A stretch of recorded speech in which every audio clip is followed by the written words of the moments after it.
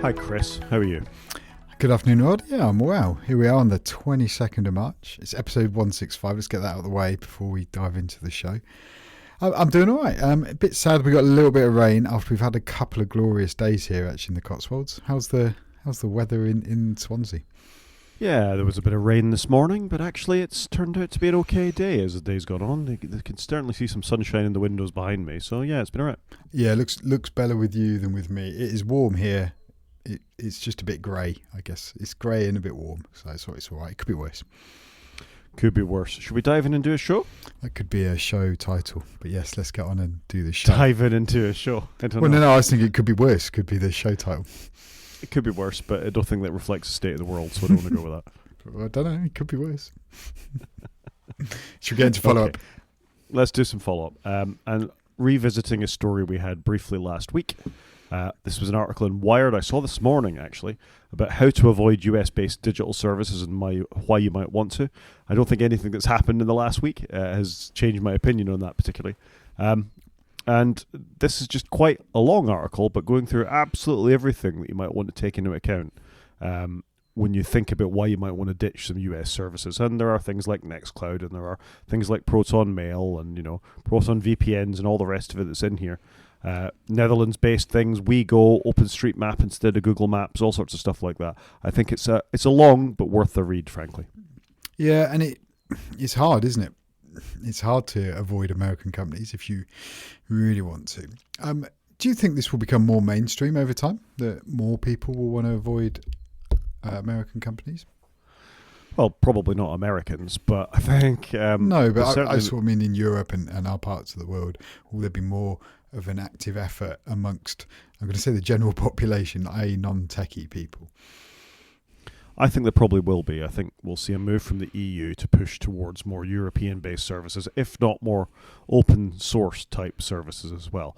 And, I talked last week about Nextcloud and how I'm running my own little Nextcloud hub now, and actually that's worked out quite well for me. I could always have done something with a bit of sort of SSH and VPNs and Tailscale to get back to my stuff in the house, but actually having something I can hit just on the internet through a tunnel to have access to my services to sync things, I'm going to talk about that a little bit more when we get to the main show as well, has proved to be quite a useful thing for me. And the fact that you can run Office apps on it, and you can run password encryption apps on it, and you can do video conferencing and all sorts of stuff, with a little bit of thought, you could run your business off something like that. Replaces not everything. I mean, I think it takes a little more effort to get to an Amazon S3 or something like that you're going to run on-prem. It's weird how these things go around in circles, isn't it? But I feel there is definitely a pause now when you think about signing up for a new service or buying a new thing that is American. It's amazing how quickly the world has been affected by this.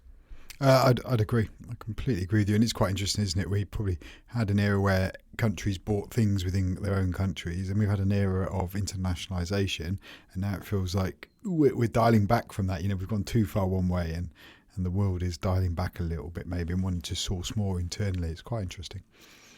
It really is. And on one level you think, is this good for the world? We were quite close, but at the same time we were very dependent on one very big player, particularly in the UK, for a very long time. And I think, the top 7 tech companies in the world are American.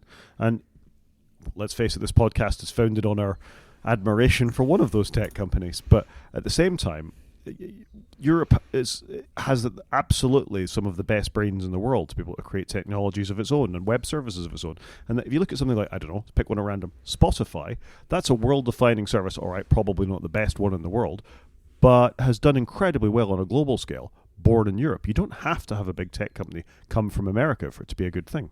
Agreed. And you're just going to have a dig at me for not trying Spotify. I'm not, because I don't think Spotify pay their artists as well as they should. But at the same time, I think it swings and roundabouts, isn't it? I think once you get to a particular size, then you behave like the big capitalist pig in the room. Yep, that is true. Sometimes I do wonder whether, do you think we'll ever go back from streaming services and go back to owning our music again? Oh, it's not just music, is it? It's DVDs and things like that as well. I think there is something to be said, as we've repeatedly said in this podcast over the years, about owning your physical media.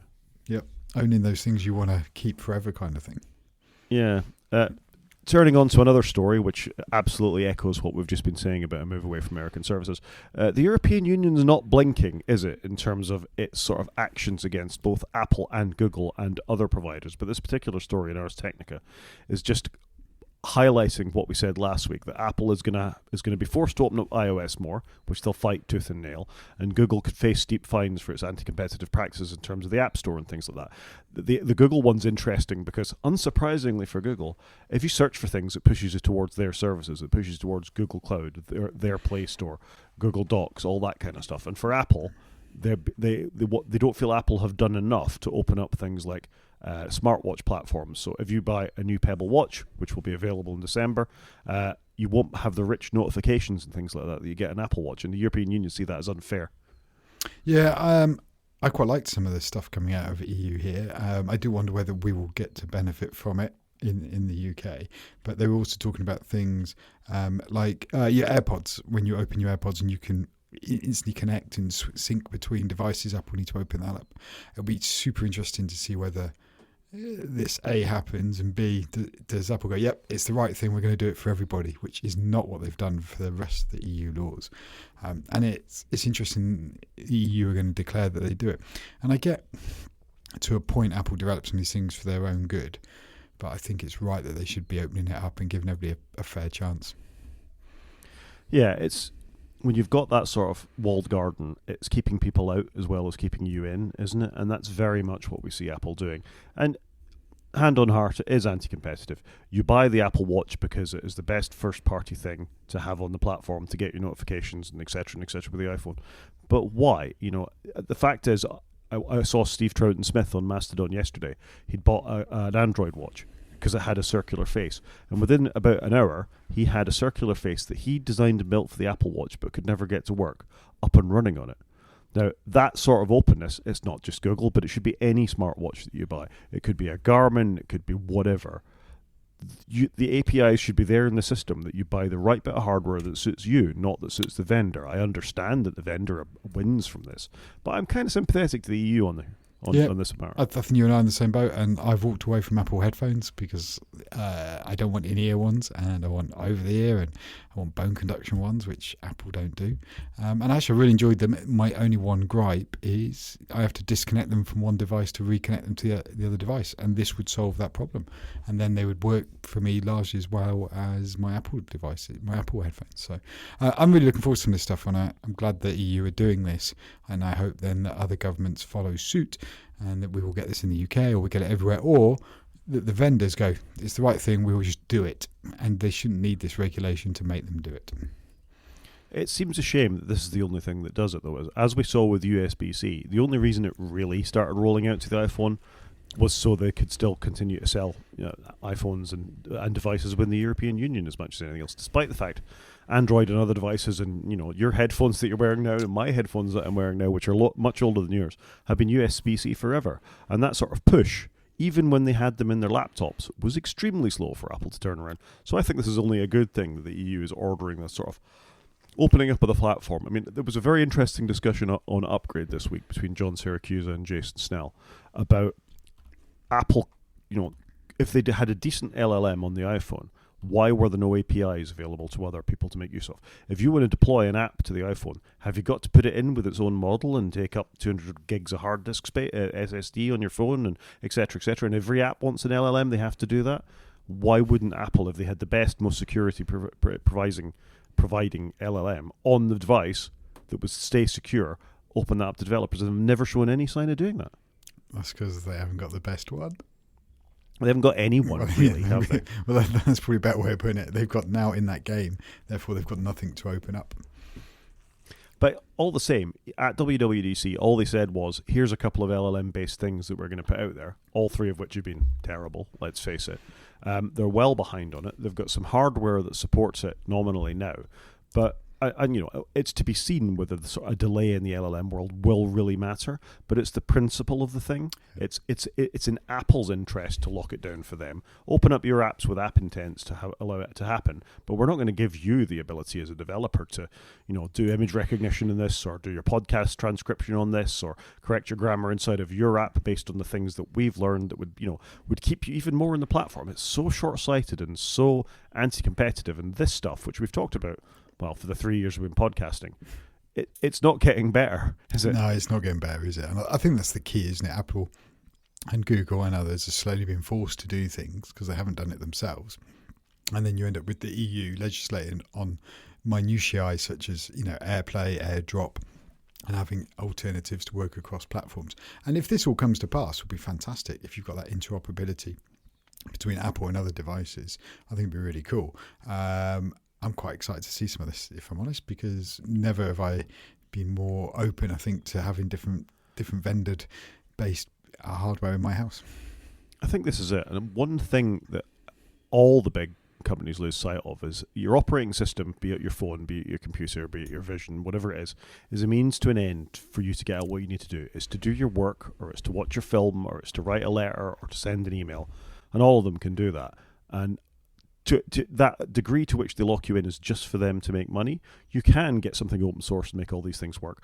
But it's the slipperiness of this, and I think they're really at risk of annoying people to such a degree that they will start to look elsewhere. We saw Microsoft do it with Copilot. I think we're seeing Apple do it with this increasing lock-in. And you get the vibe, a word my daughter likes an awful lot, from the community, that it's not just us. American developers feel the same. All the podcasts I'm listening to, this feeling of resentment, even John Gruber is beginning to turn on Apple. And that's amazing to me.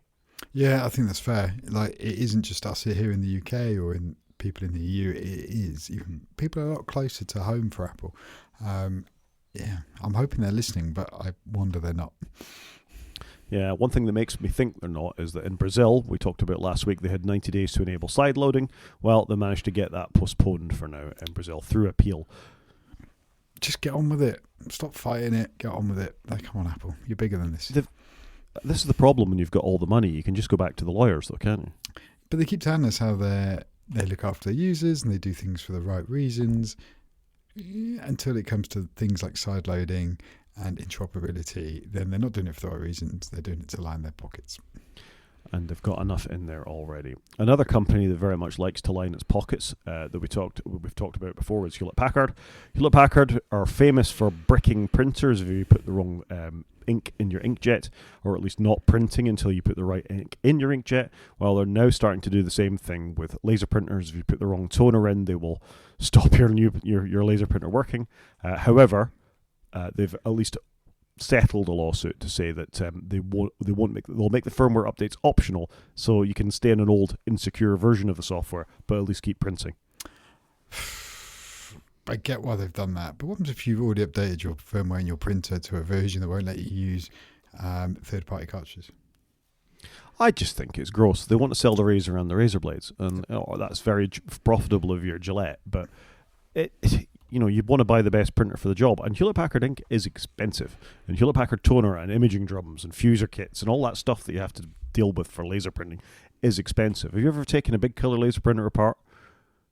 Nope. In my previous life as an IT guy, I took quite a few apart. And they're very complicated things. And they go through a lot of ink, particularly in an office environment where you're printing lots and lots of things. You want to save a few quid here and there. And I just think it's gross that Hewlett-Packard, you've made the investment in the printer. I'd rather have a more expensive printer and cheaper toner than the other way around. Completely agree. And I've suffered this problem. I've got an HP printer at home. The firmware updated one day and then went, you can't print. I was like, what do you mean I can't print? And then I Googled it and then it's like, oh, okay. Actually, I DuckDuckGo'd it. And then it's like, okay, I've put it in the third-party cartridge. They worked fine. And now I've got to take the third-party cartridge out and throw them in the bin and go and buy ones twice the price from HP. It is very frustrating. It's very frustrating. Yeah, so at least don't update your HP laser printer firmware anytime soon is probably the moral of the story. It's too late for me, I think, as you've seen, the ship sailed. But surely there's a better way. Surely to settle the lawsuit, there'd be an option to go prefer first-party cartridges to third-party cartridges. Maybe it is a setting, but it seems crazy to me. I think the only company that don't do this at the moment are Brother, and even there was a hint a couple of weeks back that they were doing the same sort of thing as well. So it's just another example of the lock-in all these companies have got us in. And that's the key, isn't it? Is the lock-in. Yeah. Somebody that was trying to give us an escape from that lock-in was Asahi Linux on Macs anyway. So this was the Fedora version of Linux that some very talented developers had managed to get up and running on Apple Silicon. There was a story 3 weeks ago now, I think, that the lead developer Hector Martin and Lena, who did the graphics driver, managed to get Apple libraries running in Vulkan emulation on Linux, so you could do clever graphical things on games via the Steam Proton layer. More devs have left the Asahi Linux project. This is a bit of a problem, I think, for them. It's not good, is it? It is not good at all. It's always bad when good people leave. It's a bit of a concern. Yeah, I mean, all this seems to stem from Linus Torvalds not wanting Rust, which is a programming language inside of the Linux kernel. The Asahi Linux team had been using quite a lot of Rust, and there's been a lot of pushback against that. That's certainly why Hector Martin left. This seems to be an ongoing thing. I hope the project continues. Apple make great hardware. The fact you could choose another operating system to run on there, as we've just said with printers, should be down to the buyer rather than down to Apple. If we drop $2,000 on a laptop, I don't think it's unreasonable. If you want to run Linux on there, you should be allowed to.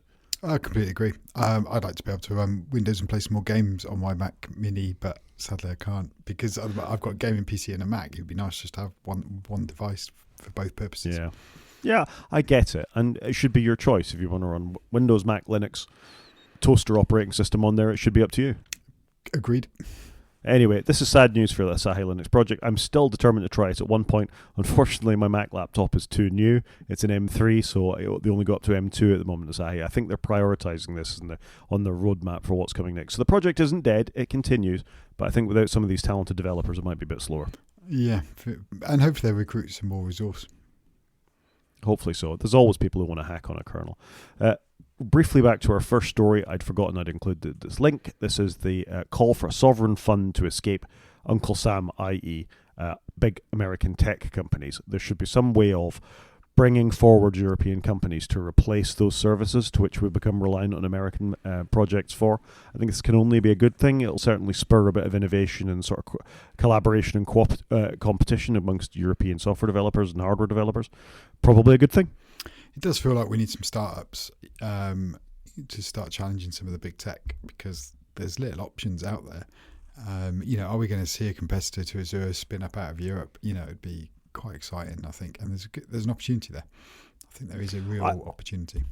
There very much is, compared to Azure, compared to Amazon S3. And if you think about it, and it's only just occurred to me from reading this article from the Register, the Airbus, European company, has done incredibly well on the global scale. Yep. Big American airlines are buying Airbus aircraft because they're better and they fall out of the sky a little less. Or the doors fall off less. Or the doors fall off, or they don't do awful things. Well, they're still aircraft. They're still liable to do all these things. But so far, so good as far as Airbus is concerned. And they make software to go on those things. So Airbus themselves are quite a large software provider.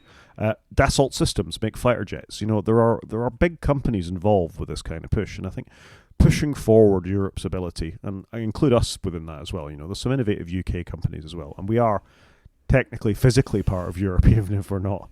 We're part of Europe as a continent, aren't we? We're just not part of the EU, which is a shame, but it is what it is. It is what it is, but I feel the sort of current process and what's going on in America is pushing us closer to Europe again. Yeah, definitely. I think we are more. It does feel like we're closer to Europe than we have been in the last 5 years. Definitely.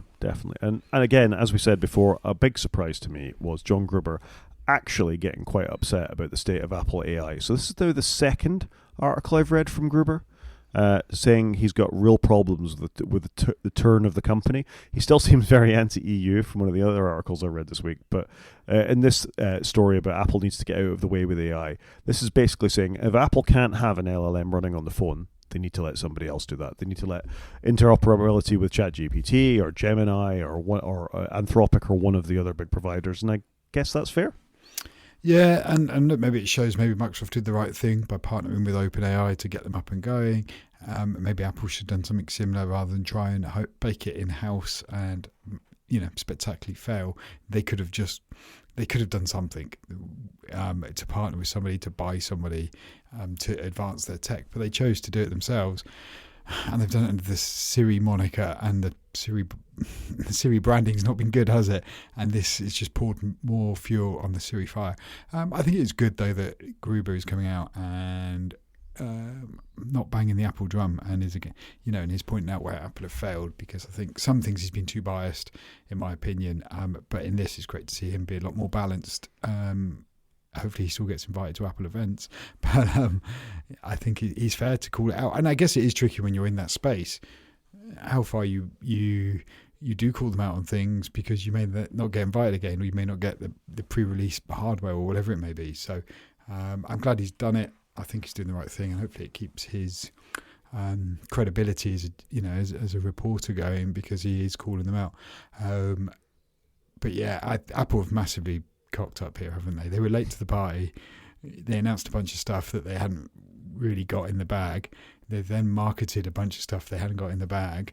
And then here we are about to head towards the next developers conference.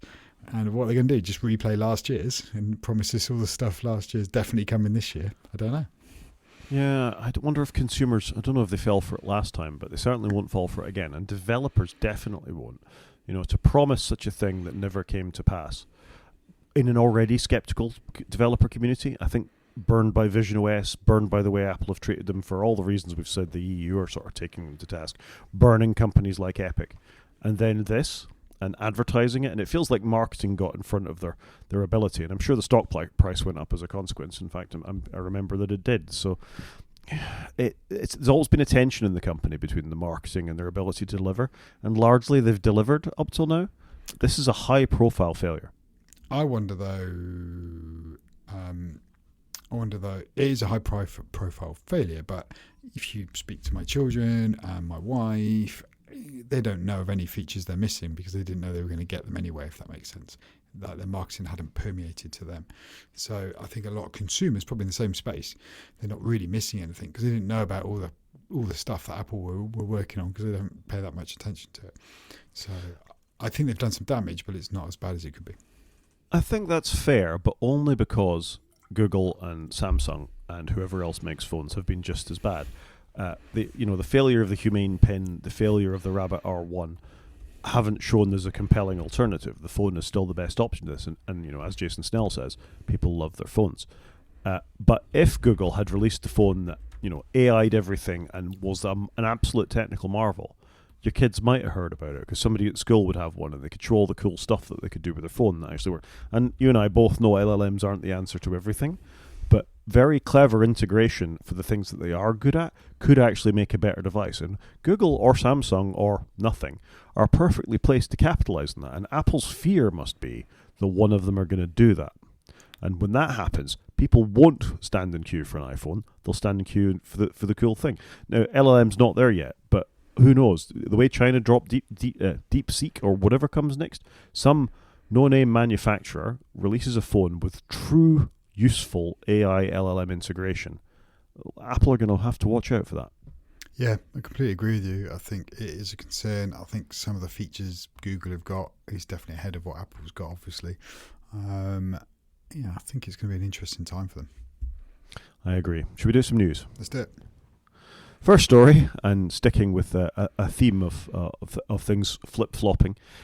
US Mac growth from the last couple of years appears that Microsoft have as much to play with that. I think it was a perfect storm. I think this is a bit of a simplistic thing to say. The introduction of Windows 11 and trusted platform computing and all the rest of it, consumers not upgrading, may be one reason why consumers weren't going and buying Windows machines again.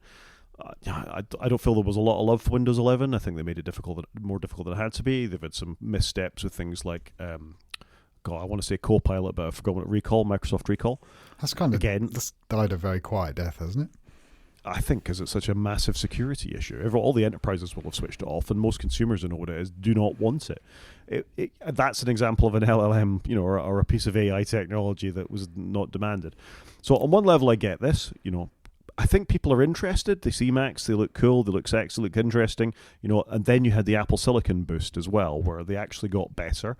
And, if you're there on the train with your Dell using friend or colleague and the laptop dies in 20 minutes and you're still going 9 hours later, that's going to turn someone's head, isn't it?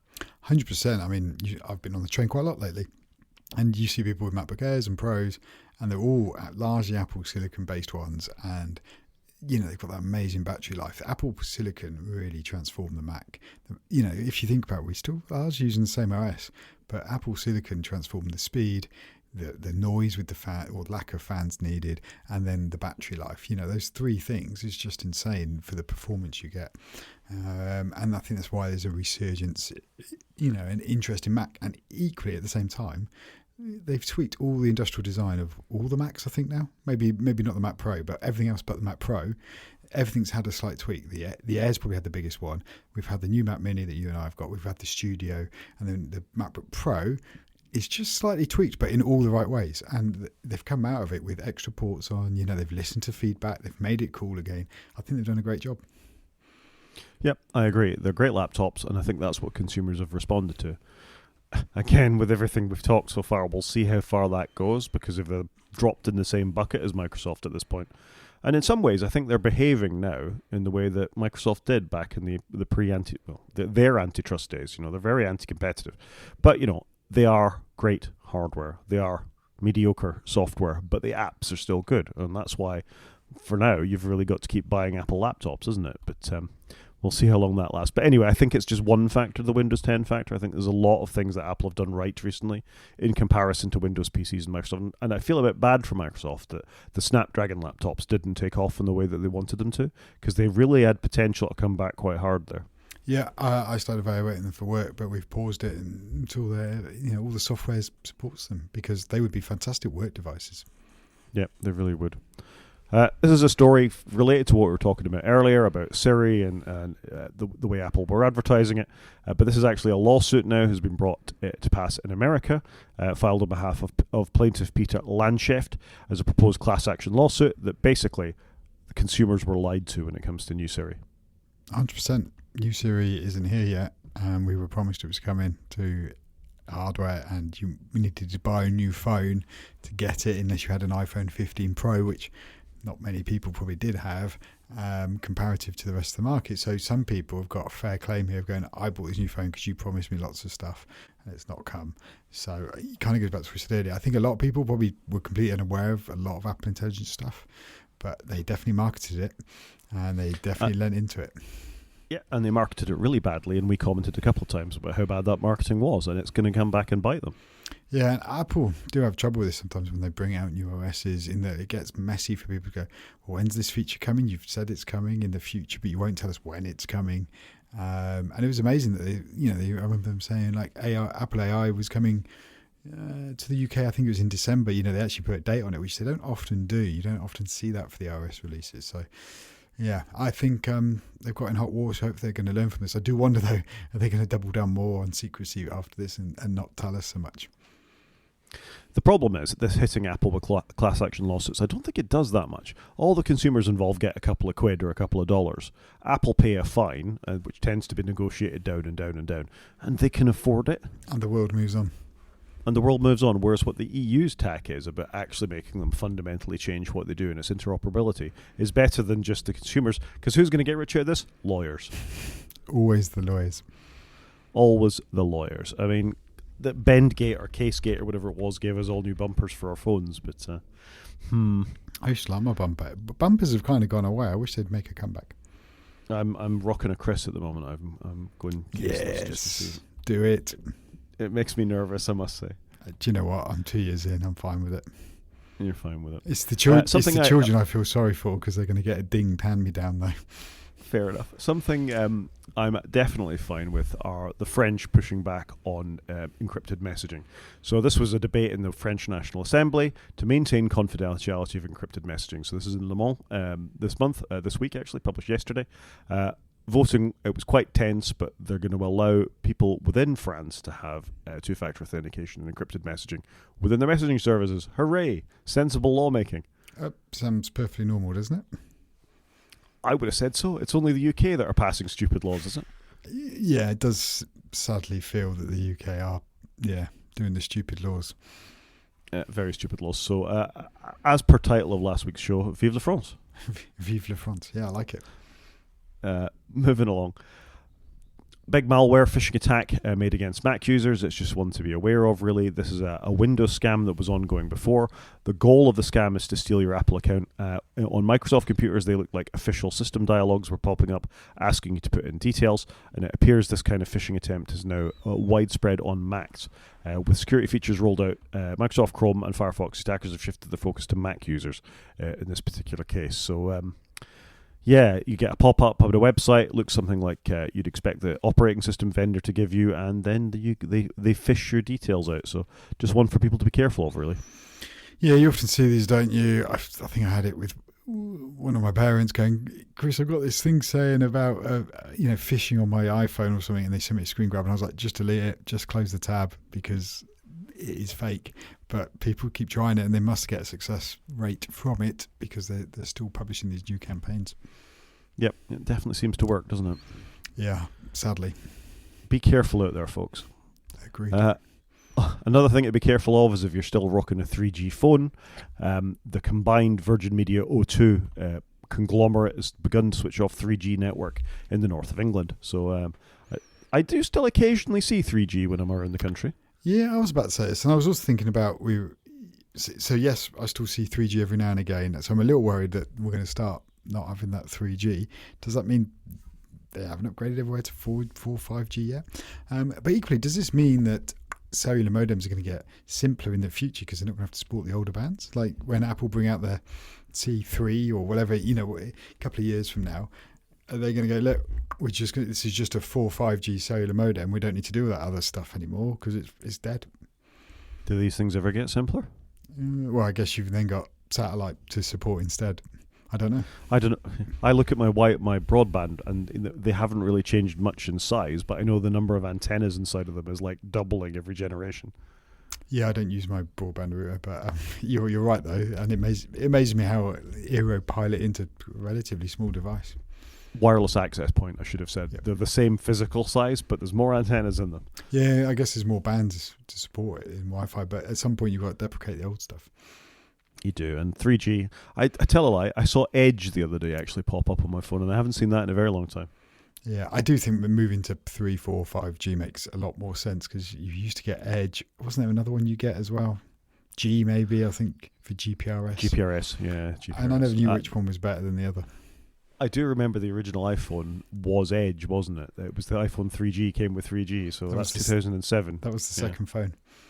Yeah, that's we're terrifyingly old, really, Chris, aren't we? Just a little bit. Just a little bit. Should we talk about some rumours for a change?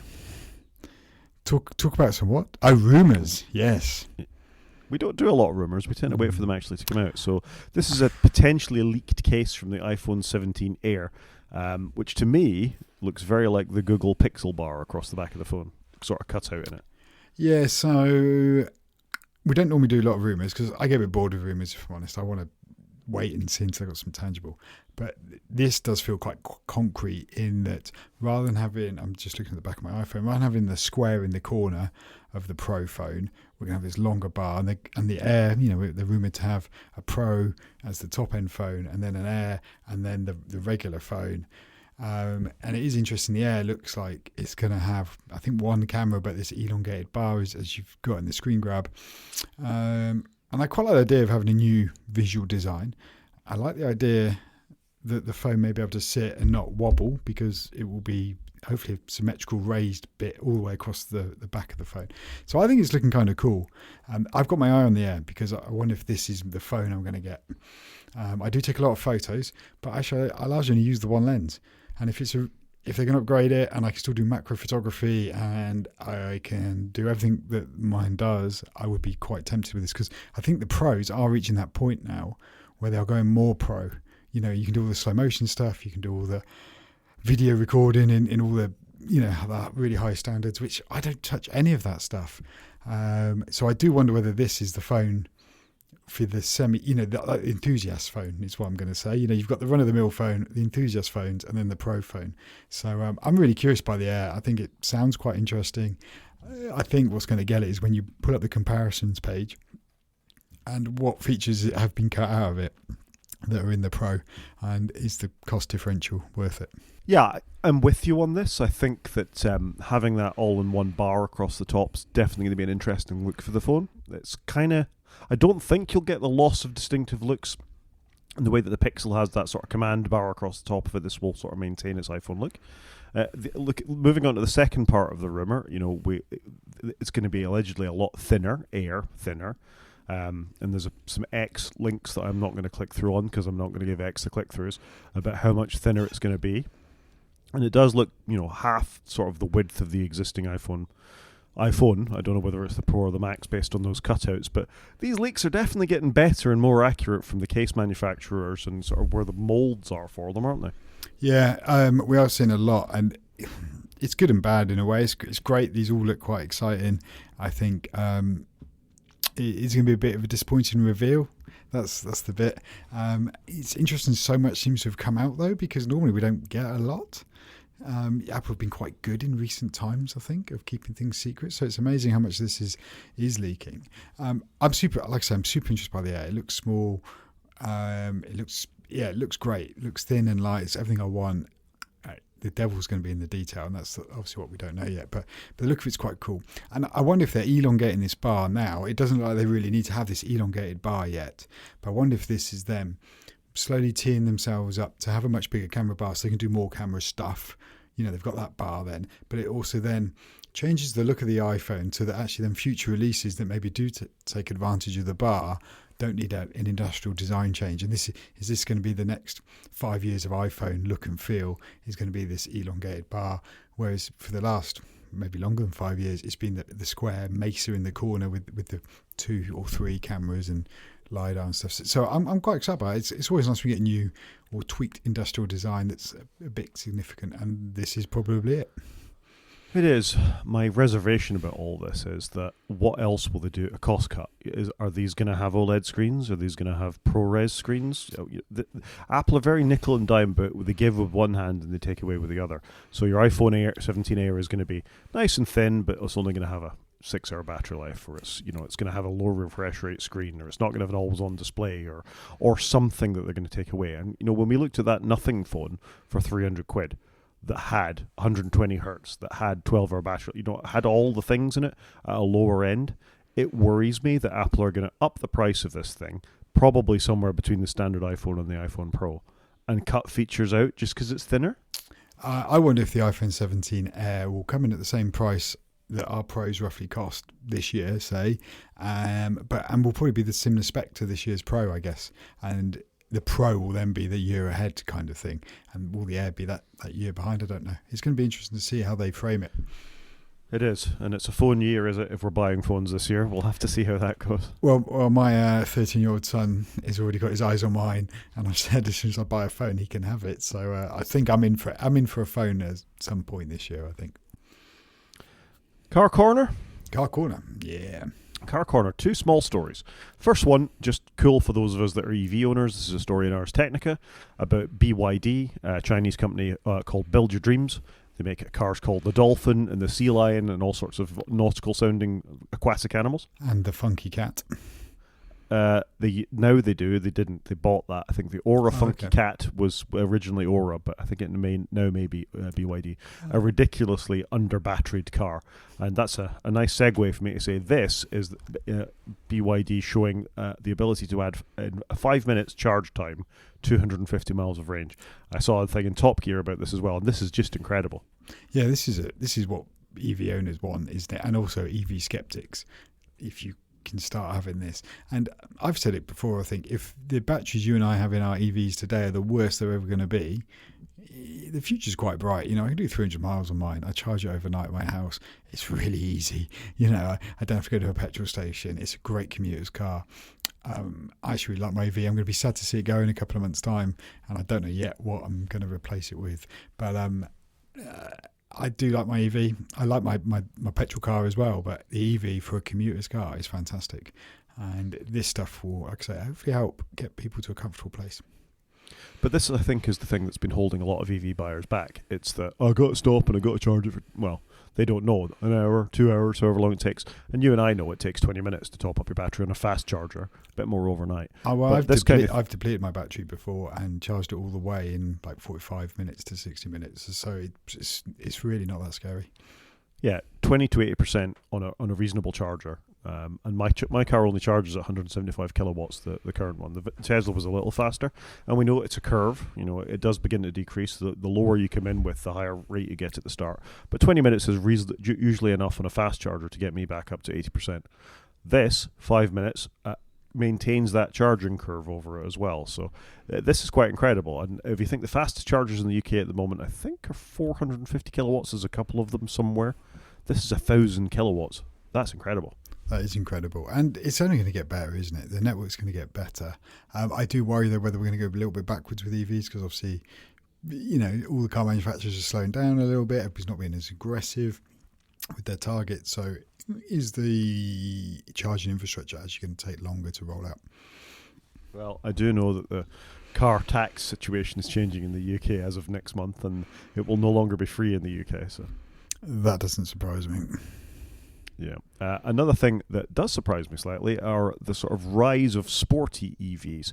So lots of EVs are quite quick off the mark. Mine is ridiculous. I think 2.9 not to 60 time. But this is the new Renault 5 Turbo, in inverted commas, gets 536 brake horsepower, 3,540 foot-pounds of torque, and a handbrake, which is cool for an EV. And actually, I think this is a funky-looking little car. Yeah, and it's got a bit of retro. It leans back to the 80s, 90s Renault 5 Turbo. So quite like some of what they've done. I like it when a car manufacturer can lean into their heritage in a good way. Like Mini obviously did it when they relaunched. I think the Renault 5 looks kind of cool. I think the standard Renault 5 look kind of cool. So that for those who are watching on YouTube, the standard one, not the Renault 5 3E Turbo that we've just been talking about, is a good-looking little car at a reasonable price. So I think this is great by Renault to sort of push this forward. And on the same page is actually the Ioniq 5N, which is another turbo version of an electric car. And it's good that I think electric car manufacturers are moving beyond the fact that they're just appliances into they've got a bit of soul in the same way a sporty car would have had once upon a time.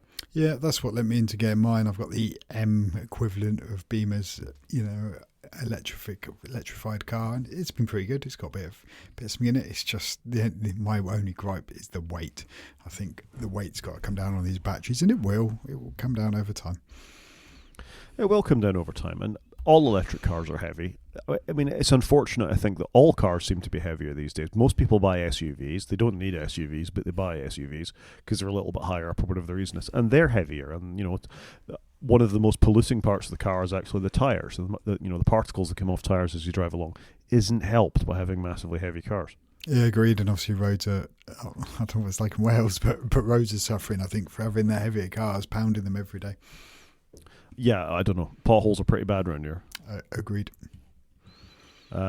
Shall we move on and do some media? Just quickly, did you get an update for your Volvo? Is that come out now so you can use Apple Car keys?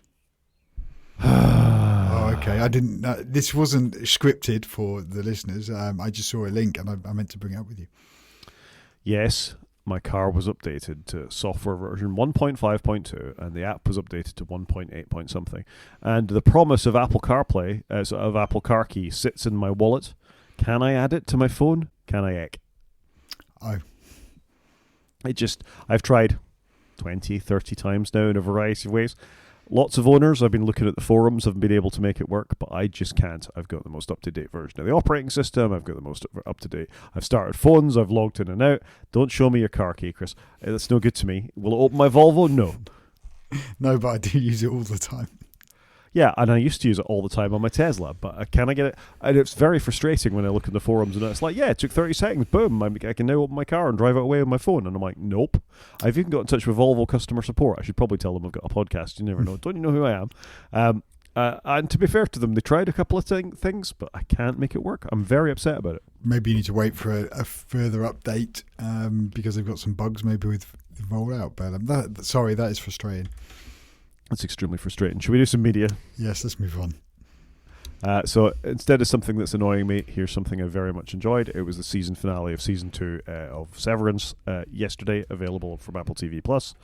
You can see the ratings from the critics at 95%. I'm surprised they're so low from the audience because what an excellent season it's been. I mean, I'd say maybe one episode was maybe not quite as strong as it could have been, but overall it felt like a stronger season to me than season 1. And the finale was amazing. Very impressive. So what a great TV show. Absolutely swept along with it. Yeah, this is one I've got to go back and watch, and I want to rewatch season 1 because I've forgotten most of it. So that's something I want to do, but I think I've been put off it because my commitment's so big because I want to recap season 1. But I do want to get on with it. I'm surprised by the scores as well because I've only heard nothing but good things about Severance. I've even heard people in the local supermarket talking about it at the checkout line. So I'm glad it's good, and I do need to sort myself out and get on with it. It's a terrific show. And obviously Apple agree because it was officially announced that it's coming back for season 3 as well. Yeah, and surely Apple were investing in it because they did that stint at Grand Central Station, didn't they, where they had the box and Severance employees in it and stuff. So they're clearly well invested in it. And it's one of their breakthrough shows, I think, that's entered a bit more of the mass population. Definitely got more of a mainstream feel. Although one reason they might be a little bit hesitant to it, and this was a story that broke this week as well, is that apparently Apple is losing $1 billion a year on their minimally viewed Apple TV Plus service. What do you think of this? I think I'm not surprised by this. I think there's a lot of people out there who still don't understand how to watch Apple TV Plus. I think Apple misfired when they first released it. We spoke just weeks ago about, wasn't Apple TV already on the Android devices? I think they need to have a marketing campaign to push. Like, Apple TV is everywhere, kind of like a Netflix. It's everywhere. You may not have the button for it, but you can literally watch it on any of your devices. You don't need Apple hardware. And I think that's really been putting people off. Yeah, I think that's probably fair. I'm going to tell you about another TV show that's come back, and that is Wheel of Time. Did we talk about Wheel of Time last time? It's not ringing a bell. Sorry, I was just having a moment. I don't recall. Okay, so Wheel of Time is based on a series of books. I think there's 15 books. Sort of very Tolkien-esque in the sense that there's trolls and warriors and orcs and elves and magic users and all this kind of stuff. Not exactly like that. It tends to be sort of humans, and the concept of the books is that everybody's reincarnated eventually. So there's like ages come to pass, heroes are born and die, but eventually it all comes around again and you're reincarnated as somebody else later on in your life.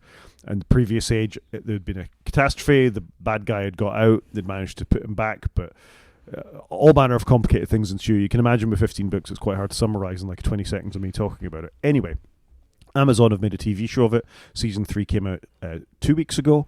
There are 4 episodes of it have launched. I watched episode 4 last night. They've done a really good job on this.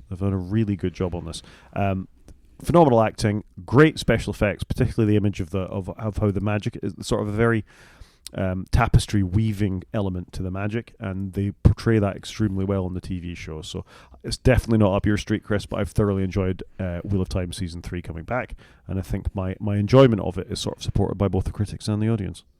Yeah, it looks a reasonable score there. Who's the lady is the main actress I can see in front of me? Rosamund Pike. That's it. I was looking at her and thinking Gone Girl, and I was fairly confident, but I couldn't think of her name for the life of me. Thank you. Yeah, Rosamund Pike is probably the best known actress in it. There's a lot of up-and-comers who've been cast as sort of the heroes to come. Lots of British actors and actresses in it as well, actually, that pop up. Yeah, really good show. Definitely worth a watch in terms of who's in it and who you can see.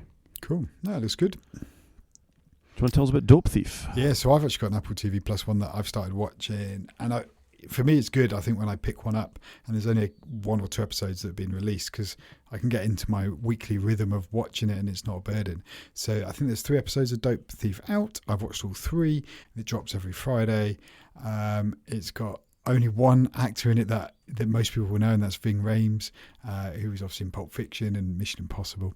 And do you know what? It's quite an interesting film. It's the 2 main characters basically pretend to be DEA agents and go and take people's dope and drugs off them, hence why it's called Dope Thief. And then obviously something happens and the story unfolds from there. But not my usual thing I'd watch. Interesting that the scores seem to average out between reviewers and popcorn meters, and it's actually really good. I've enjoyed it. I've been watching it while I've been running on the treadmill, and I've been quite engrossed in it. So I just think it's well done. It's got a good look. It's some of it's a little far fetched maybe, but on the whole, I think it's really cool, and it's a nice season. I think it's just nice to see something different, I guess. So I would recommend. I've enjoyed it. I've enjoyed all the cast. I think they've all done a really good job. Very strong. Well, Brian Tyree Henry is the voice of Miles Morales' dad in the Spider-Man animated film, so I know him quite well. He's very good. And Kate Mulgrew was, of course, Captain Janeway in Star Trek Voyager, so another extremely well-known actor. I will take your word shocked for that. Also, Orange is the New Black. She was in that too as one of the prisoners. You not seen that either? Oh dear. Yeah, there's big chasms in my knowledge here, but I would recommend this. I've really enjoyed it, and like I said, it's quite an interesting concept how it starts out. And you know, I can't obviously rate the whole season, but the first 2 episodes I've enjoyed, and I'm looking forward to the next one dropping. Yeah, it's nice when you get something, and probably like you with Severance, you're looking forward to the next one dropping. And I do wish more things would come out weekly than everything all at once, and you just end up splurging it. I think I quite enjoy the weekly drop of one episode. Fair enough. Oppenheimer. I've rewatched Oppenheimer, as you do when you've got 3 hours spare. You can rewatch Oppenheimer. Do you know what? I hadn't seen this since I saw it in the cinema last year. I bought it ages ago on Apple TV, and it's just been sat there. I thought I really want to go back and rewatch it. But again, slightly put off, I think, because of the time commitment. But you know what? I watched it in about 2 sittings. What a good film.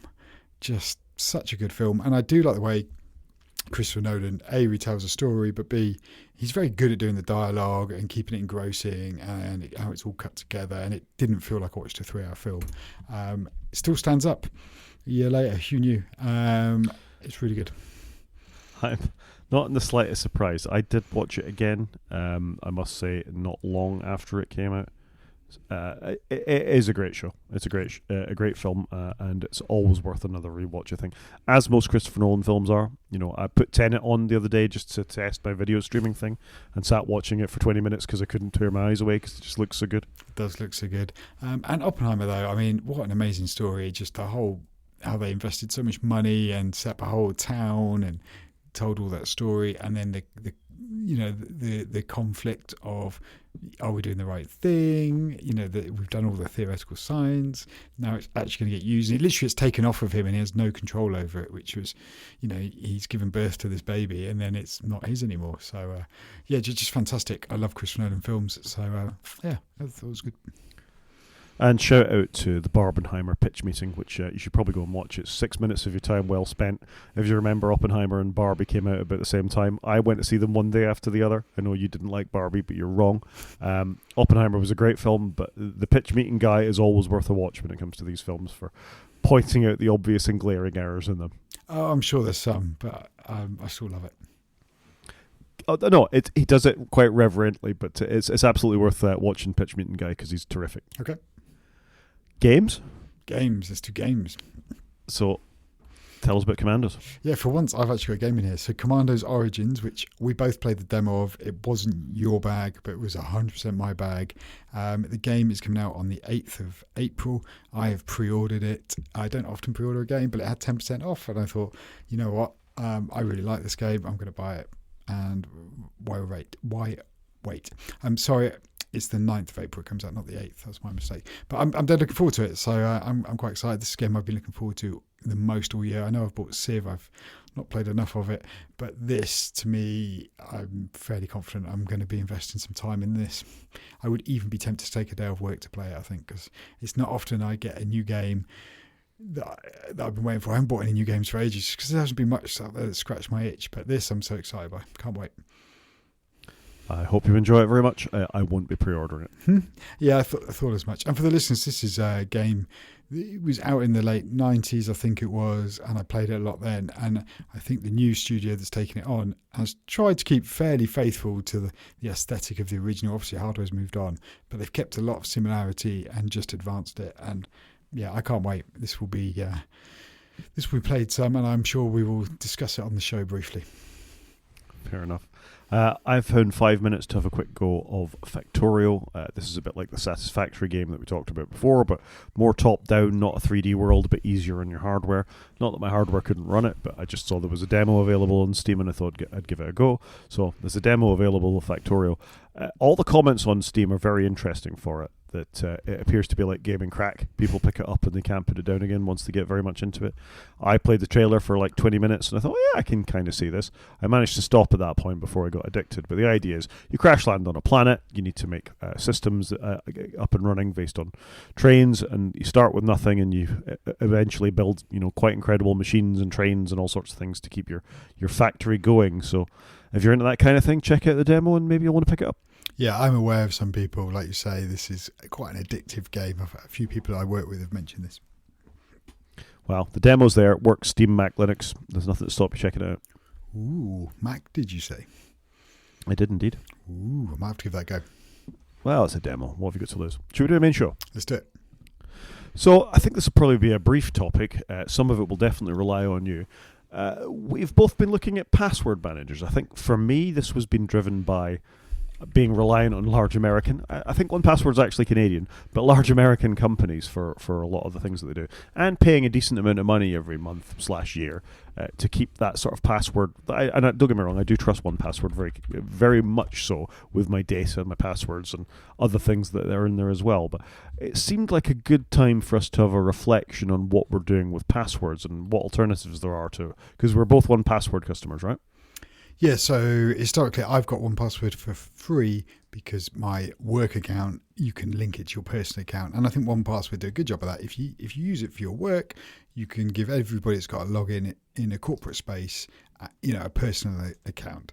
And so I've been using it for that. And it only costs £2.65 a month. So I'm leaving my job and therefore I'm losing my free account. It's not a huge amount of money, but I thought, you know what, maybe I should go and play with Apple passwords because I've encouraged all my family to use it, immediate family and slightly wider family. So I thought maybe I should just play with it because I'm trying to get them to obviously all use randomized passwords, make sure they're saved in a passwords manager, especially like with my children, because they usually go, Dad, can you log me into something? And I want them to, understand good password hygiene and all of that.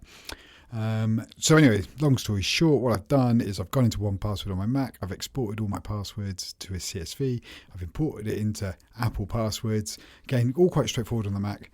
And then I've just started using it for about a week. And there's some things I like and some things I don't. The thing I like is the integration with Safari. It's first party.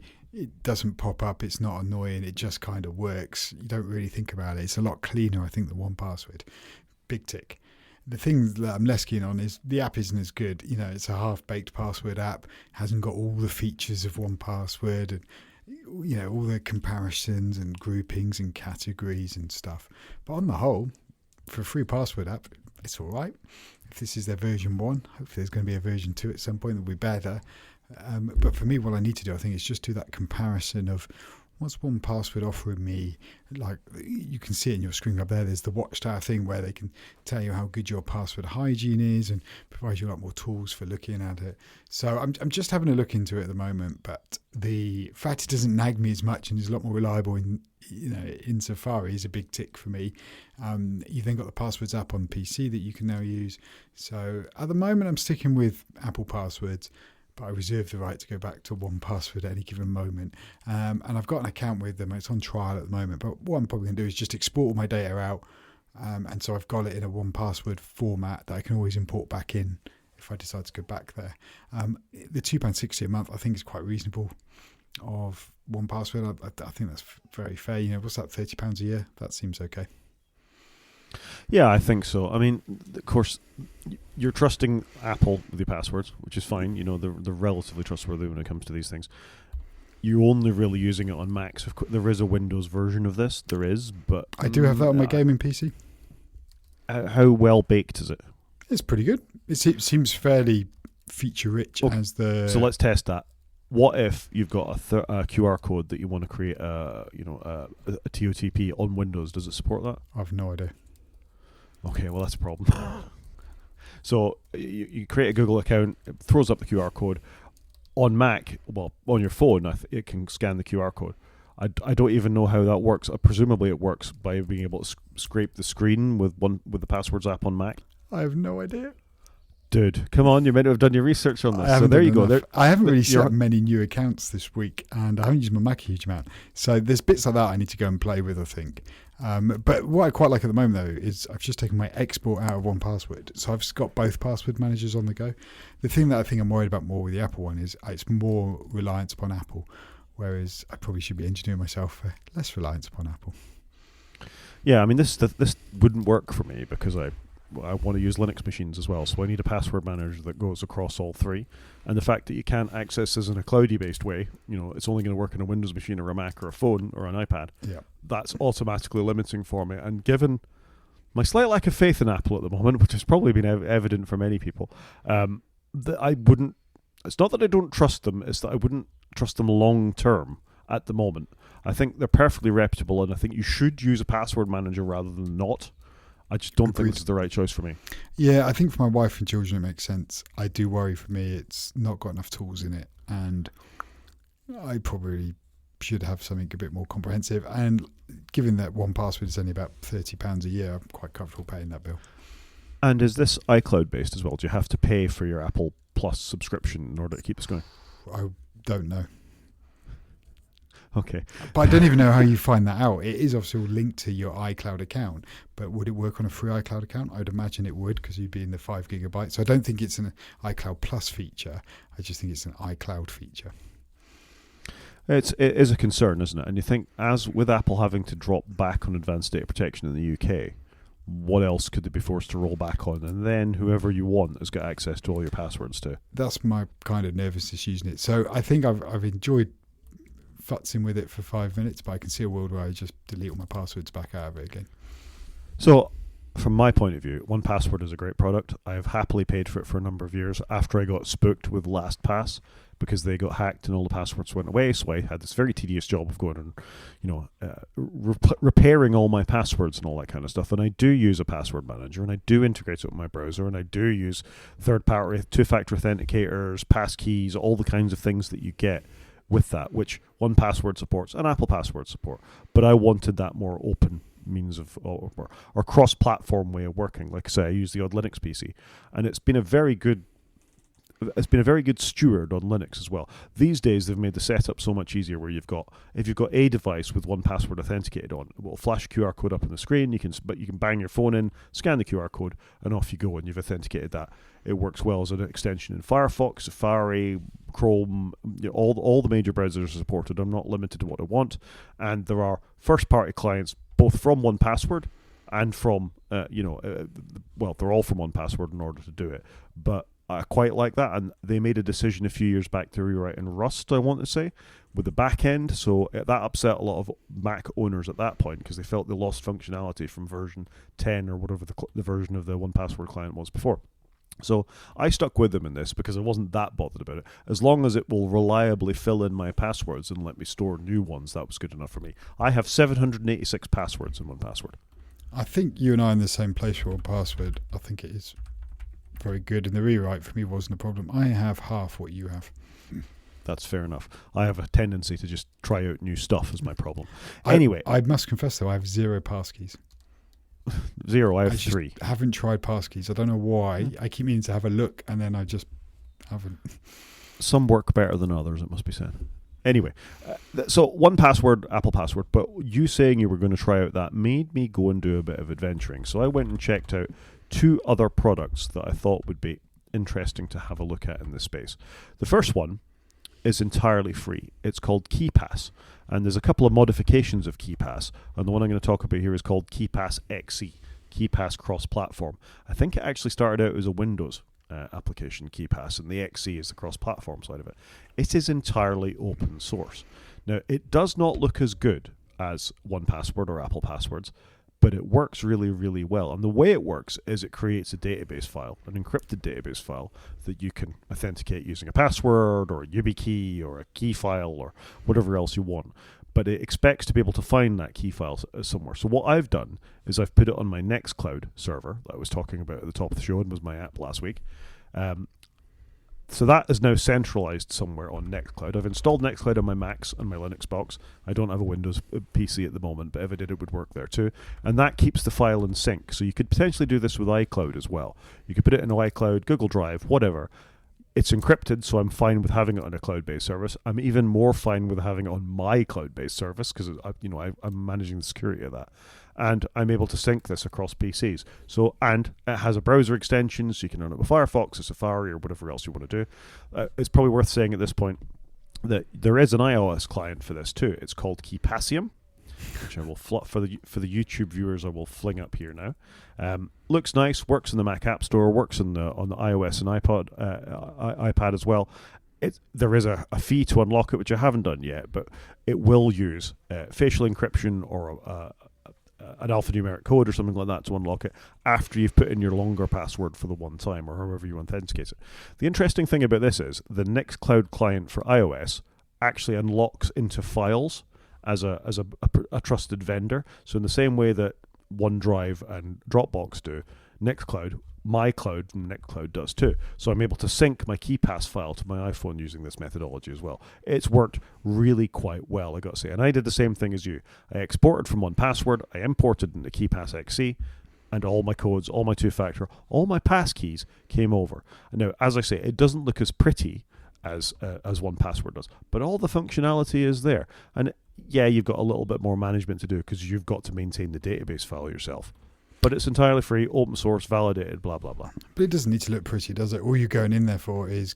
have you seen the Passwords app, by the way? It's not a very good app. It's a very basic app. But all you're going in there for is add a password, give me a password, done. That's all you want from it, isn't it? It's not like you're in it, creating content all the time. You're not. You're just nipping it in and out. And you kind of just want it to be a nothing app, don't you? You want it just to get out of the way as quickly as possible. But my point was that you can get into this for nothing. You can have a secure password manager for nothing. And if you look at keep in mind, Keepassium is just an password protected way of accessing your fundamentally open source database file with the appropriate encryption on. You don't have to pay anything for the iOS app. There are others out there as well, but you get all the things you actually want to do. So, for example, I have a copy of my driving license on here because I've gone on holiday and forgotten my driving license before now, so I think it's quite handy to have an image of that. So that is in part of my secure locker as well. And even the free version of this supports file attachments for accessing it on your iPhone. So if you're not using any password app at all, I think this is a decent place to start. And you don't need to get as sophisticated as I've done by running it on my own cloud. If you drag this into iCloud or you drag this into Google Drive or Dropbox or any of those services and have a high enough encrypted password on there, this is actually quite a nice place to start, I think. Yeah, I can see the appeal of it, if I'm honest. Like, it's a good way to get your foot in the door. It's low barrier to entry, like you say, there's no cost, and it's a way of you owning it. It feels like something you should play with. I think you should check it out. The thought for me is how am I going to synchronize this between all my devices, because I didn't want to put it on iCloud. But I think for you and your family, and it does support shared keys amongst other members. It does support a lot of things. It ain't pretty, but it works really well, and it's updated. So I think it's worth checking out. Yeah, well, like I say, it doesn't need to be pretty there, does it? Because it's a password manager. Yeah, exactly. And as long as it integrates with what you needed to do, then that's fine. So that's one thing. And then the other thing I want to talk about in terms of passwords is a thing called Bitwarden. So this is, I think the fundamentals of it are open source, but there is a company built on top of it that will do the hosting for you as well. So Bitwarden itself is a enterprise or business level password manager in the same way that 1Password is, or LastPass, or any of these other ones, with a sort of ongoing monthly fee. But as I say, the fundamentals of it are open source. I'll come back to that in a minute. For a personal user, you can download and make use of Bitwarden for absolutely free. Enterprise, personal users, whatever. There is a free tier to this for you as a personal user. So I think that's quite interesting, really. That again, you can get up and running with a password app that integrates really well with your browser. It looks quite nice, I got to say, Bitwarden. The way that it's managed, and you host your keys and all the rest of it on here. For the princely sum of free, I think it's good, and it's cross-platform. So it's probably worth checking that out if you're interested too. Princely sum of free is always good, isn't it? It is. But look at the price for even premium members. So it's only $10 per year for them to host your password manager, right? Yeah, that's pretty good, isn't it? That's a no-brainer. Yeah, 6 users, $40 billed annually for a family account. That's considerably cheaper than 1Password. That's good, isn't it? That is really good. Right. So I think you could dip your toe if you want. If you don't trust yourself to host the password file, you could dip your toe into something like Bitwarden for free, see what it's like, and then upgrade at a later date. And I was really impressed with the service. I've got to say, I didn't import all my passwords into it. I imported some just to check it out, and the browser integration. And I think in many ways it was actually slicker than 1Password. That's quite interesting, isn't it? It's worth looking for. And then, last but not least, because I've always got to go the extra mile, I did say Bitwarden was open source, so that means somebody has forked a thing called Vault Warden off of it, and you can actually run a Bitwarden server yourself on your own estate. And I did this too because I'm mad for it. And this will give you the same sort of functionality as the absolute top tier Bitwarden. So instead of going off and paying for an enterprise account for X per month, you can host this yourself. It's got a front end, back end web client thing, browser extensions, all the rest of it, and looks really nice. So it's a bit harder to host than the KeePass thing because conceptually you have to run a server to do this, whereas KeePass you're just synchronizing a file. Right. So you've got that sort. So it's not hard, but you've still got to do it. And then all the security is on you to make sure your server's kept updated and all that kind of stuff, obviously. But actually, it works really, really well. I was very, very impressed with it. So I've gone out and I've properly done my homework. I've checked out all the password services this week, and I think KeePass and Bitwarden are definitely worth checking out. Your commitment to the cause is impressive. Thank you. I do try. Yeah. Whereas I had a little flirt with Apple passwords for half an hour. And you couldn't answer my question about the two-factor authenticator.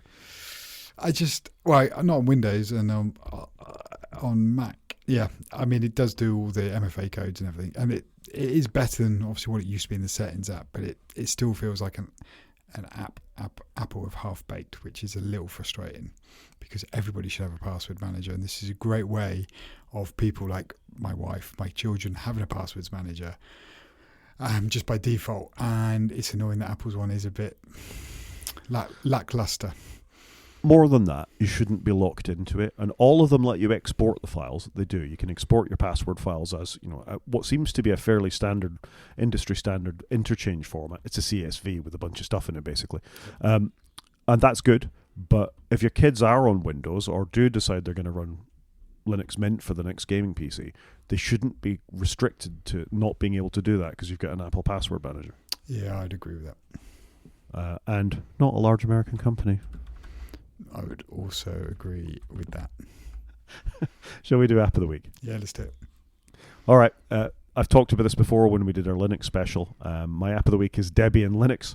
I've been getting back into Linux in quite a hefty way. Hopefully news on that in the show in a few weeks' time.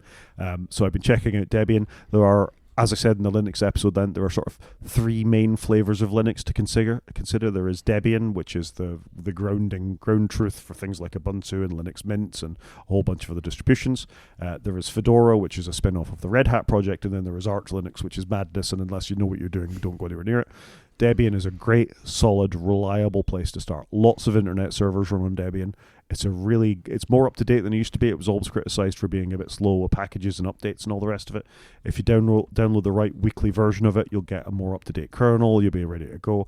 So I've been running it on what was my gaming PC. Windows has gone from it forever again. Now I'm doing stuff with it. I've been just really impressed with the rock solid stability of Debian Linux. It's worked really, really well.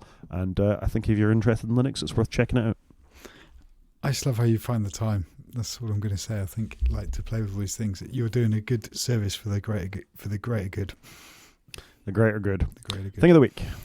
Mine's quite simple this week. I've actually gone for Apple trading. I've got some old iPads lying around, and I was like, I wonder if I can trade these in with Apple. And I could. And you just go in there, you put the serial number in. What is annoying is when you have a grey iPad with a serial number written in a slightly darker grey on the back of it and you can barely read it. But I've actually sent some equipment back to Apple. It's a third party. They send you a box, you chuck it in there, you take it around the post office, they take it back. And hopefully we have some Apple credit, which probably goes to our early bit of the call. If I leave that in my Apple account for when I buy an iPhone, it should take the price of my iPhone down quite nicely for me. So I was just going to recommend that if people have got any old Apple equipment and you can't be bothered to sell it at CX or put it on eBay, but you just want somebody to take it away from you, you might get 50 quid. It's worth it. Yeah, I've done it once. I did it with the phone previous to this one because nobody in my family wants the big Pro Max phones. it's probably worth be trading them at that point. I don't feel you get as much as you would from an eBay or one of these other companies. You don't, but the money you don't get, you don't got any hassle, and you've got a guaranteed sale, haven't you? So if you want to get more money for it, sell on eBay, but you've got to sort it out. Whereas I quite like the idea of just post it, ship it off. It made me do it. Otherwise, they'd probably still be sat on the side. So you're not getting top dollar for it, but equally, you haven't got any hassle. So I would definitely recommend. You don't get much for an iPad Mini, do you? No. Well, that's probably Macs a for new some reason. iPad Mini. Yeah, Macs for some reason have extra credit. That's interesting. Isn't it? I think that it's like a tenner, and they've done that because the M4 MacBook Air's out. Fair enough. I think we can call that a show, Chris. I think so. Cheers, Rod. That was really good. And if anyone wants to get in contact, Rod is at G5Maniac at Marston.Scott. He's also on Blue Sky, and he's at G5Maniac at bsky.social. I'm on Mastodon, and I'm at _CJP at Mastodon.social. You can watch on YouTube by going to the website and clicking on the YouTube link, or you can drop us an email at waitfromsleep@protonmail.com. Talk to you next week, Chris. Cheers, Rod.